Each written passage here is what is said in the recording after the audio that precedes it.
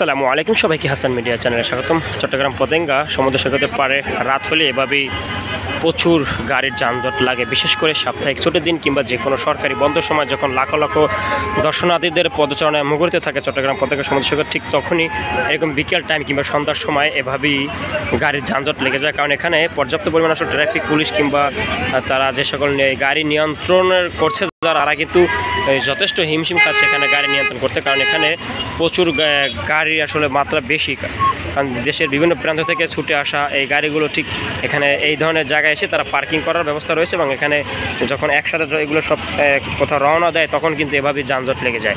দেখতে পাচ্ছেন প্রচুর যানজট লাগানো। এদিকে দেখাই যায় আসলে যে বঙ্গবন্ধু টানেলের যে মুখ, সেই বঙ্গবন্ধু টানেলের মুখেও কিন্তু দেখতে পাচ্ছি আমরা এই যানজটের সাথে তারাও জড়িত হচ্ছে। দেখতে পাচ্ছেন এটা হচ্ছে এই যে রাস্তাটা, এটা হচ্ছে বঙ্গবন্ধু টানেল থেকে যে গাড়িগুলো বের হচ্ছে সেই বের হওয়ার যে সেই রাস্তা দেখতে পাচ্ছেন, যে তো এখানে কিন্তু সেই গাড়িগুলো আসলে আটকে গেছে।